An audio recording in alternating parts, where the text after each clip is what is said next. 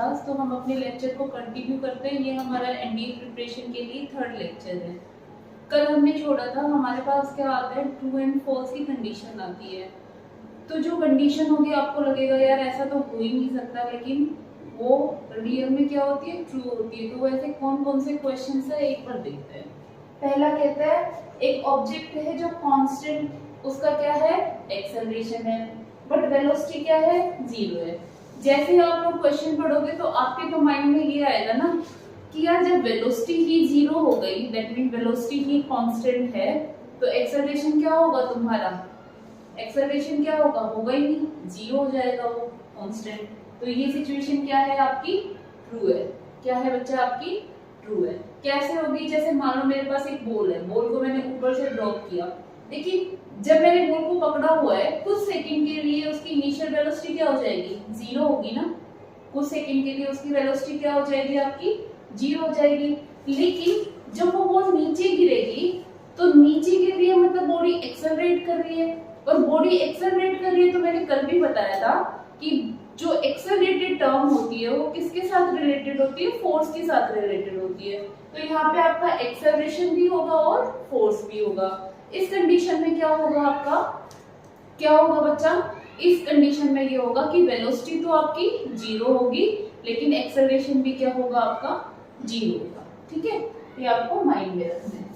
Second कहता है an object with an acceleration but with uniform speed. अब जैसे आप ये देखोगे कि एक बॉडी के पास क्या है, यूनिफॉर्म स्पीड है। यूनिफॉर्म स्पीड मतलब एक जैसी स्पीड, मतलब स्पीड ही नहीं बदल रही। अब स्पीड चेंज ही नहीं हो रही तो एक्सेलरेशन कैसे होगा। लेकिन ये किस कंडीशन में होता है, अगर आपने फर्स्ट लेक्चर पढ़ा हो तो हमने सर्कुलर मोशन किया था। सर्कुलर मोशन में क्या होता है, हर पॉइंट पे बॉडी क्या करती है, अपनी डायरेक्शन चेंज करती है, लेकिन कैसे, उसमें यूनिफॉर्मली स्पीड में। सर्कुलर मोशन में एक ऑब्जेक्ट हमेशा कैसी स्पीड रखता है, यूनिफॉर्म स्पीड रखता है। तो ये सिचुएशन भी क्या रहेगी आपकी, ट्रू रहेगी। ठीक है, नेक्स्ट आता है an object moving in certain direction, an object moving in certain direction with an acceleration in the perpendicular direction। तो ये सिचुएशन भी क्या आएगी आपकी, ट्रू आएगी। इसका मैंने एग्जांपल भी दिया है। जब यहाँ पे पहले इसको समझने से पहले आपको ये पता होना चाहिए कि अगर एक बॉडी सर्कुलर मोशन में है तो वो कौन से कंपोनेंट की वजह से होता है, वर्टिकल कंपोनेंट की वजह से होता है। दो कंपोनेंट होता है, एक हॉरिजॉन्टल होता है, एक वर्टिकल होता है। एक वर्टिकल होता है, एक हॉरिजॉन्टल होता है, इतना तो सबको पता है। तो अगर क्वेश्चन आए कि बॉडी अगर क्या कर रही है, सर्कुलर मोशन में है, तो वो हॉरिजॉन्टल कंपोनेंट की वजह से है या वर्टिकल कंपोनेंट की वजह से है, तो आपका आंसर क्या होगा, एक बॉडी अगर सर्कुलर मोशन में होती है तो वो सिर्फ और सिर्फ वर्टिकल कंपोनेंट की वजह से होती है। क्लियर है। तो यहाँ पे जब वो किस डायरेक्शन में घूम रही है, एक एक्सेलरेशन के साथ परपेंडिकुलर में, तो आपका ये सिचुएशन क्या होगी, ट्रू होगी। इस केस में आप क्या देखोगे, एक सर्टेन पॉइंट पे यहाँ पे वेलोसिटी होगी, लेकिन फोर्स कहाँ लगेगा, उसका सेंटर की साइड लगेगा। इतना क्लियर है। अब हम न्यूमेरिकल की साइड बढ़ते हैं। न्यूमेरिकल क्या कहते हैं, आप लिखो, स्टेटमेंट लिखो, a car travels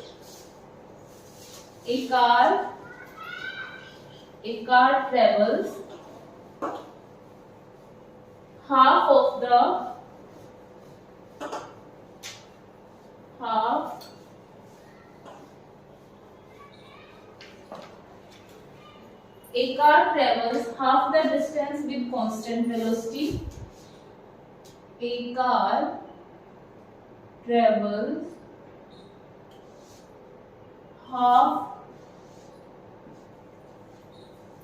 half the distance with constant velocity.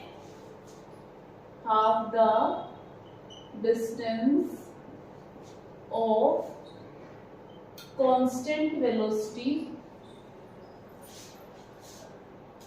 constant velocity of 40 km per hour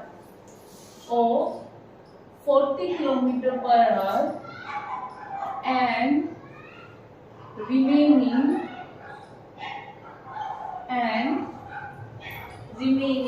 half with a constant velocity half constant velocity of 60 km per hour. The average velocity is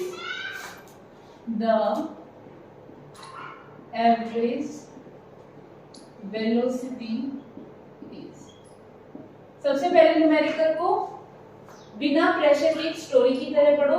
एक car है, अगर वो किसी destination पे जा रही है तो हाफ उसमें चलाई है, हाफ डिस्टेंस तो उसने constant velocity 40 kilometre per hour से चलाई है, और बाकी की जो हाफ बची है वो कितने से चलाई है, 60 किलोमीटर पर आवर से चलाई है। सिंपल, आपको क्या निकालना है, एवरेज वेलोसिटी निकालना है। जब हम सेम डिस्टेंस ट्रेवल कर रहे हैं और हमें क्या निकालनी है, एवरेज वेलोसिटी निकालनी है, तो इसका फॉर्मूला हमने किया भी था।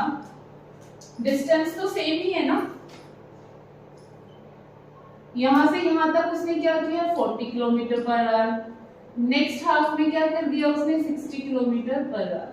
तो यहाँ पे आपका एवरेज वेलोसिटी का फॉर्मूला क्या हो गया प्यारे बच्चों, एवरेज वेलोसिटी का फॉर्मूला क्या होगा, 2v1 v2 v1 plus v2। 2v1 कितना है, 40, कितना है बच्चा 40, और v2 कितना है आपका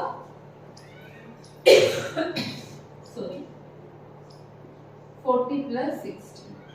इसको से मल्टीप्लाई करोगे क्या आ जाएगा आपका 6 4 24 24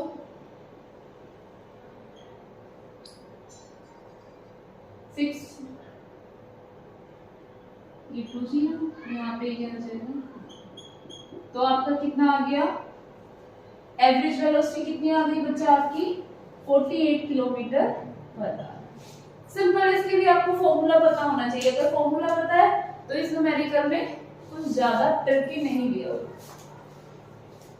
नेक्स्ट न्यूमेरिकल लिखिए, a car start from rest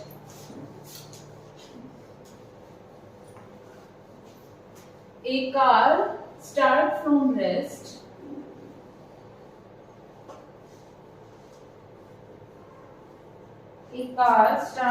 rest and accelerate uniformly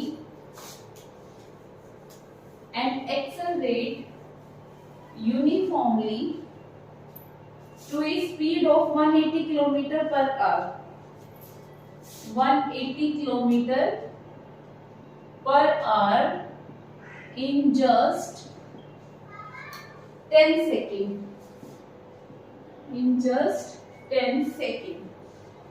The distance covered by the car in this time travel is, आपको क्या निकालना है, डिस्टेंस निकालना है। सबसे पहले कार कहां से स्टार्ट हुई है, रेस्ट से स्टार्ट हुई है, तो गिवन क्या है बच्चा, u गिवन है, रेस्ट से स्टार्ट हुई है तो u क्या हो जाएगा आपका 0, v कितना हो जाएगा 180 किलोमीटर पर आवर। हमने कल भी डिस्कस किया था, जब हमारे पास किलोमीटर पर आवर होता है उसको अगर हम कन्वर्ट करेंगे मीटर पर सेकंड में, तो क्या करोगे प्यारे बच्चों, 180 को किससे मल्टीप्लाई कर दोगे, 5/18 से मल्टीप्लाई कर दोगे, and what you will get 50 metre per second. Time given है 10 second, but you have to find out, आपको फाइंड आउट करना है डिस्टेंस। क्या फाइंड आउट करना है आपको, डिस्टेंस फाइंड आउट करना है, ठीक है। अब डिस्टेंस फाइंड आउट करने के लिए तो हमारे पास एक्सेलरेशन भी होना चाहिए। एक्सेलरेशन हम किस फॉर्मूले से निकालते हैं, v इज इक्वल टू, वैसे तो तीनों फॉर्मूले से निकाल सकते हैं, लेकिन इस सिचुएशन में हमारा फर्स्ट फॉर्मूला काम करेगा। v की वैल्यू कितनी है बच्चा 50, u की वैल्यू 0, a हमें फाइंड आउट करना है, t is 10, then 50 is equal to, so acceleration का वैल्यू कितना है बच्चा 50 divided by 10, that mean acceleration आया आपका 5 मीटर पर सेकंड स्क्वायर। बट आपको तो डिस्टेंस निकालना है ना, तो डिस्टेंस के लिए फिर अब क्या करोगे आप, थर्ड इक्वेशन ऑफ मोशन लगाओगे। पहले भी लगा सकते थे, बट हमारे पास एक्सेलरेशन था, एक्सेलरेशन फाइंड आउट करने के लिए हमने पहले क्या लगाया, फर्स्ट इक्वेशन ऑफ मोशन करते हैं। तो v की वैल्यू क्या है बच्चा, 50 का स्क्वायर माइनस 0 का स्क्वायर 2 × 5 × s। 50 का स्क्वायर कितना हो जाएगा बेटा,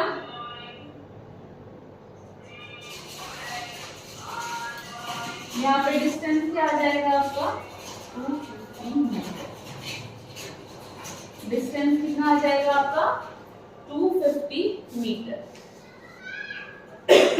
सॉरी, क्या था आपका न्यूमेरिकल, कहता है कि हमारे पास क्या है, एक कार है, कार स्टार्ट हो रही है रेस्ट से, स्टार्ट होने के बाद वो कहां तक वेलोसिटी बढ़ जाती है उसकी, 180 km/h तक उसकी वेलोसिटी हो जाती है इन जस्ट 10 सेकेंड। ठीक है, 10 सेकेंड के बाद आपको बताना है कि कितनी डिस्टेंस में, how much distance covered, the distance covered by the car in this time travel. मतलब कहना ये जा रहा है कि जब कार चल रही थी ना, 0 से 180 किलोमीटर आने में कितने वो लगे, 5 सेकंड लगे। तो उसने इतनी 0 से 180 के बीच में जब स्पीड बढ़ी तो उसने इतनी देर में कितनी डिस्टेंस ट्रेवल कर ली, तो वो हमने निकाली, कितनी आई है आपकी 250 मीटर आई है। डिस्टेंस निकालने के लिए सबसे पहले हमने क्या देखा, हमने देखा कि हमारा कौन सी इक्वेशन ऑफ मोशन लगेगी, फिर देखा कि थर्ड लग रही है, लेकिन थर्ड में हमारे पास v भी है u भी है, लेकिन इसके लिए तो दो टर्म में से एक टर्म का तो होना बनता है ना, तभी तो हम निकाल पाएंगे। लेकिन हमारे पास दोनों ही मिसिंग थी, तो इसमें से एक टर्म हमने कहां से निकाल लिए, फर्स्ट इक्वेशन ऑफ मोशन के यूज से हमने वो निकाली है, दैट इज v = u + 80। यहां से हमने एक्सेलरेशन निकाला, फिर एक्सेलरेशन का यूज करके बच्चा हमने थर्ड इक्वेशन ऑफ मोशन में वो अप्लाई करके यहां से हमने डिस्टेंस निकाल दी। आई होप आपको क्लियर होगा। अभी हम चलेंगे ग्राफ की साइड। ग्राफ से एनडीए में क्वेश्चन बनते हैं, नो डाउट कि क्वेश्चन आएंगे ग्राफ से, सर्कुलर मोशन से और फ्री फॉल से, यहां से क्वेश्चन बनते ही बनते हैं। सेंटीमीटर फोर्स से आपका क्वेश्चन नहीं बनेगा, बिल्कुल नहीं बनेगा, बहुत कम चांसेस होते हैं। ठीक है, तो डिस्टेंस टाइम ग्राफ के लिए मैंने एक वीडियो बनाई भी हुई है, अगर आपको डिटेल में पढ़ना है तो मोशन की आपकी सेकंड या थर्ड वीडियो है, उसमें आप डिटेल में जाके देख भी सकते हो, और बेसिक मैं अभी से भी करा सकती हूँ। सबसे पहले देखो, जो डिस्टेंस टाइम ग्राफ है,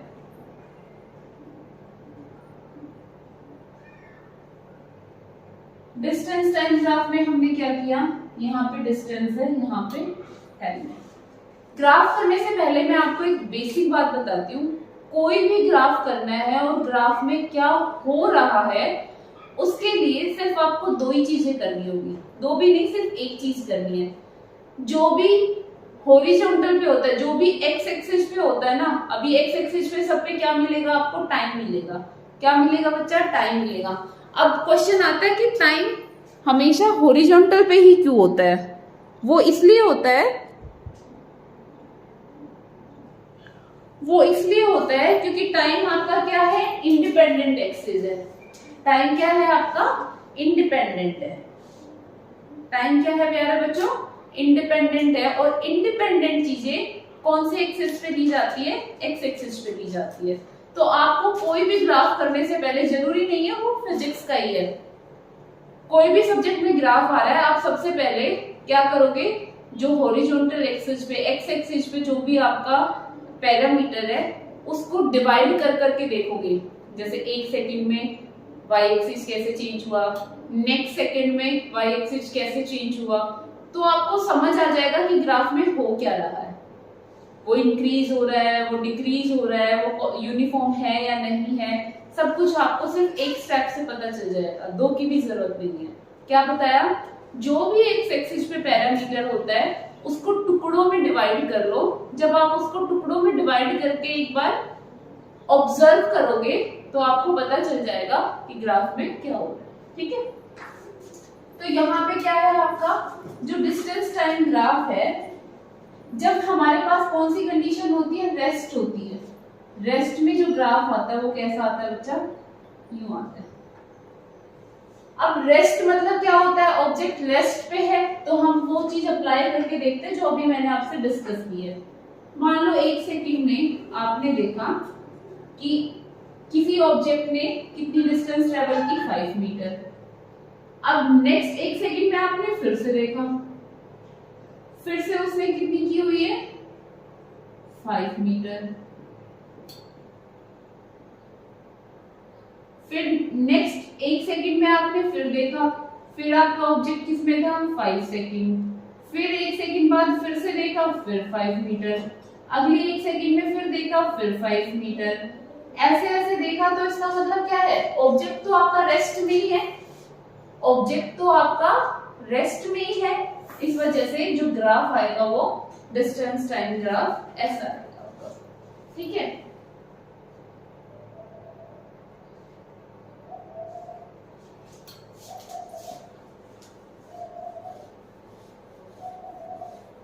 अब इनके स्लोप भी निकालने पड़ेंगे आपको, क्योंकि वहां से क्वेश्चन आ जाता है स्लोप और एरिया अंडर कर्व। मान लो हमारे पास यूनिफॉर्म मोशन का ग्राफ कैसे आता है, स्ट्रेट लाइन आता है। अब हमें पता है कि जो स्ट्रेट लाइन होता है उसका मतलब क्या होता है कि वो सेम टाइम में सेम डिस्टेंस ट्रेवल कर रहा है। 1 second, 2 second, 3 second, 4 second, 5 second. 1 metre, 2 metre, 3 metre, 4 metre, 5 metre. तो इनके जो पॉइंट्स आएंगे वो कहाँ आएंगे बच्चा, यहाँ आएंगे। तो ये मिलाने पे क्या बनता है, आपका स्ट्रेट लाइन बनता है। पहली बात, इस ग्राफ का स्लोप कैसे निकलेगा, ये है। और ये निकालने के लिए यहाँ पे एंगल क्या होता है, थीटा। तो जो टेंजेंट थीटा ये मैं कंसीडर करके चल रही हूँ, इतना आपको पता है। जो टेंजेंट थीटा होता है वो क्या होता है, परपेंडिकुलर अपॉन बेस। परपेंडिकुलर के लिए मुझे किसके पॉइंट चाहिए, वाई एक्सिस के। अब वाई एक्सिस के 2 पॉइंट चाहिए, और बेस के लिए मुझे किसके पॉइंट चाहिए, एक्स एक्सिस के 2 पॉइंट चाहिए। मतलब वाई में चेंज अपॉन एक्स में चेंज करूंगी तो मुझे क्या मिल जाएगा, क्या मिल जाएगा, मुझे इस ग्राफ का स्लोप मिल जाएगा। स्लोप मतलब टेंजेंट थीटा। क्या मिल जाएगा बच्चा, स्लोप मिल जाएगा।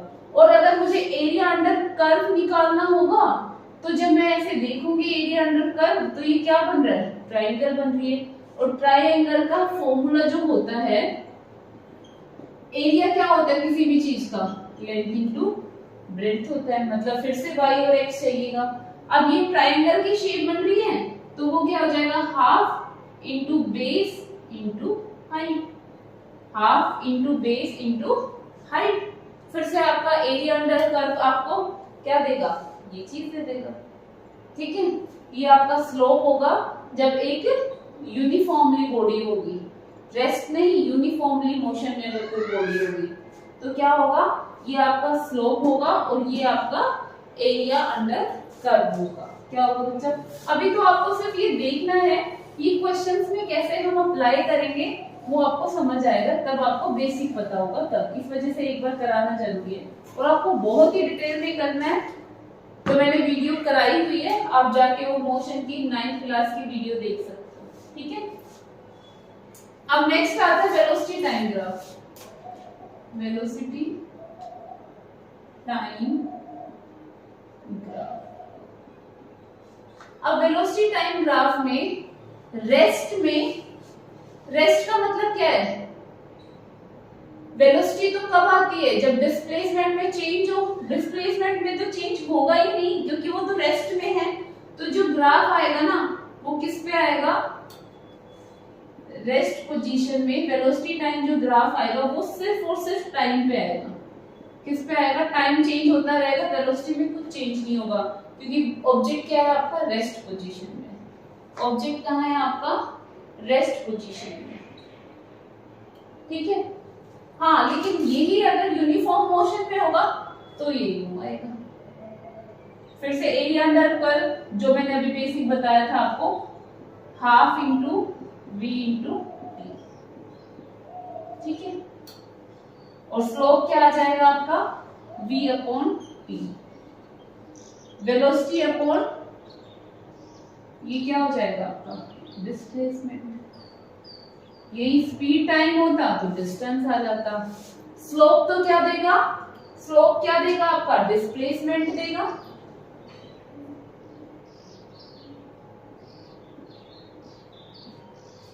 स्लोप क्या देगा बच्चा, डिस्प्लेसमेंट देगा। और एरिया अंडर कर्व भी क्या देगा, डिस्प्लेसमेंट, क्योंकि वेलोसिटी इनटू टाइम क्या होता है आपका distance.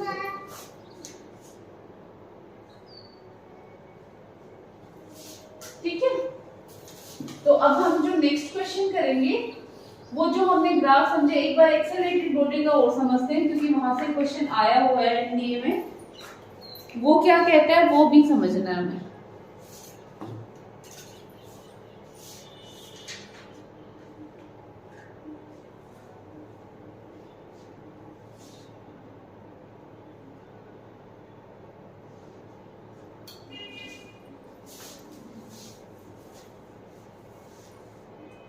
Rest, motion and accelerator. जो ग्राफ हमने किया वो इन्हें एक बार फिर से बता देती हूँ।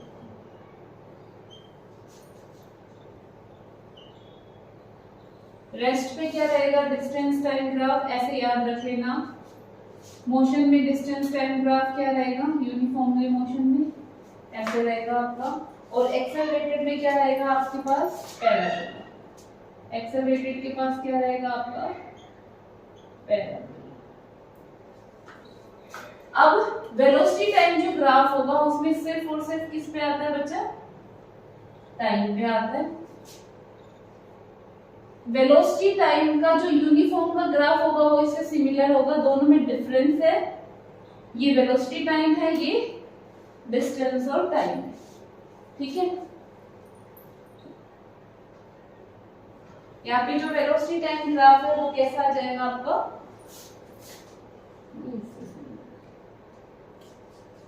इतना आपको ध्यान रखना। ये चीज आप कहीं ना कहीं माइंड में स्टोर करके रखोगे तो अभी जो हम क्वेश्चंस करेंगे वो आपके लिए हेल्पफुल रहेंगे। क्या रहेंगे बच्चा, वो हेल्पफुल रहेंगे। एक क्वेश्चन करते हैं, वो क्वेश्चन आपको कॉन्फिडेंस भी देगा और ग्राफ अच्छे से समझने के लिए मोटिवेट भी करेगा। उसके बाद हमारा सिर्फ सर्कुलर मोशन बचता है, फिर हमारा जो मोशन का ये वाला टॉपिक है वो खत्म होता है 1D और 2D वाला।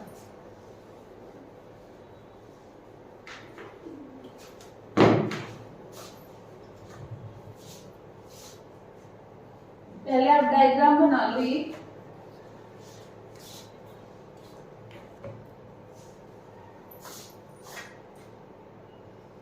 चलो उससे पहले मैं एक क्वेश्चन और देती हूँ आपको।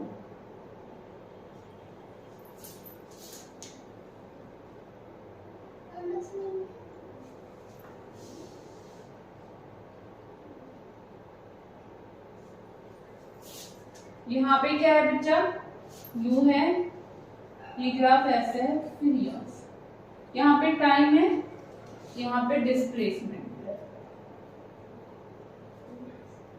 ओ, ए, बी और सी। आपको बताना है ये ग्राफ क्या रिप्रेजेंट करता है। आपको क्या बताना है बच्चा, ये ग्राफ क्या रिप्रेजेंट करता है। जब आपने यहां से लिखा है ये वाली लाइन, ये क्या शो कर रहा है, यूनिफॉर्म मोशन। मतलब यहाँ पे लिख देती हूँ मैं, ओ ए क्या शेप कर रहा है, ए बी क्या शेप कर रहा है और बी सी क्या कर रहा है। ओ ए क्या कर रहा है बच्चा,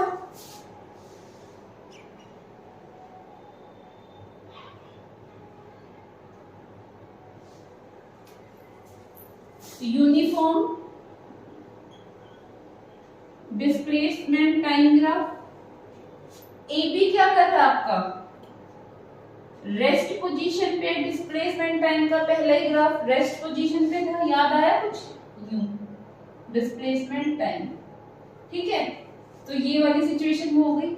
इसमें क्या है, जैसे ये इंक्रीज हो रहा था वैसे ये है तो क्या है आपकी स्ट्रेट लाइन है, बट किस डायरेक्शन में है, अपोजिट डायरेक्शन में। तो यूनिफॉर्म मोशन तो है but in backward direction, opposite direction. किस डायरेक्शन में बच्चा? अपोजिट डायरेक्शन में। ठीक है, अब इससे एक लेवल अप एक न्यूमेरिकल और करते हैं, उसके बाद हम आज की क्लास को खत्म करेंगे। इस न्यूमेरिकल में आपको थोड़ा सा दिमाग लगाना है, सिर्फ थोड़ा सा दिमाग लगाना है, लेकिन अगर आप कर पाते हो तो आपको कॉन्फिडेंस गेन होगा कि हाँ हमने कुछ सीखा है। जितने भी ग्राफ किए हैं ना, जितने भी ग्राफ किए हैं उनका निचोड़ है ये वाला क्वेश्चन। पहले आप क्वेश्चन की स्टेटमेंट लिखो।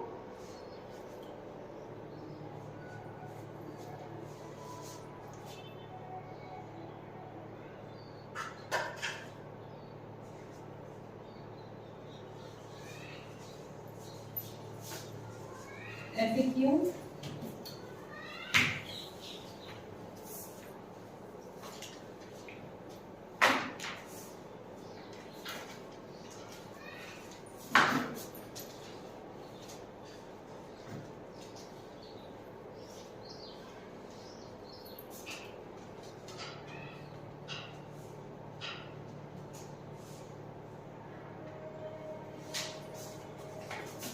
यहाँ पे डिस्प्लेसमेंट है, यहाँ पे टाइम है।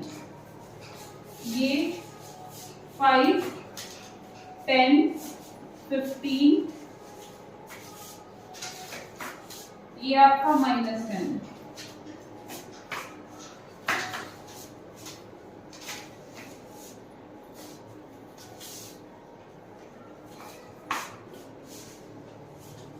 यहाँ पे क्या है बच्चा आपका? ये है यहाँ पे डिस्प्लेसमेंट, यहाँ पे टाइम। क्वेश्चन लिखो, find net acceleration from t is equal to 0 to find acceleration from t is equal to 0 to second. This is your first question. Second one इसी का ही पार्ट है ये।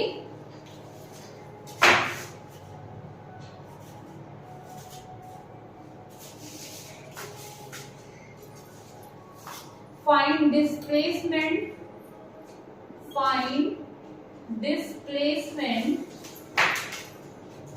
from t is equal to 0 to 2 is equal to 2 second. Third, total distance covered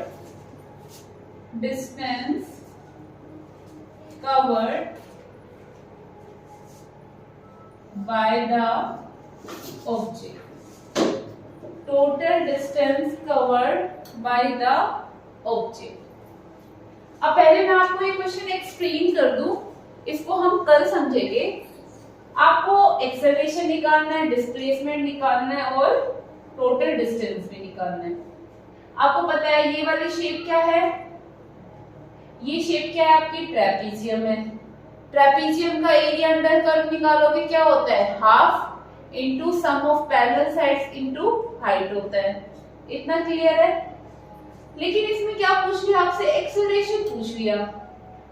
acceleration कैसे मिलेगा आपको? Acceleration तो किसके लिए पूछा है? 2 सेकंड के लिए पूछा है, लेकिन यहाँ टाइम में तो आपको 2 सेकंड दिया ही नहीं हुआ, या तो 5 सेकंड दिया हुआ है। 2 यहाँ कहीं आएगा, यहाँ पे 0, यहाँ पे 1, यहाँ पे 2 आएगा ना बच्चा 2। तो एक चीज आपको पता होनी चाहिए, ये स्लोप है जो यहाँ पे थीटा बन रहा है वो सब वैल्यू के लिए होता है, वो सब वैल्यू के लिए होता है। तो जो 5 के लिए ये स्लोप है वो ही स्लोप किसके लिए रहेगा आपका? वही स्लोप किसके लिए रहेगा बच्चा? 2 के लिए भी रहेगा। वही स्लोप किसके लिए रहेगा? 2 के लिए भी रहेगा।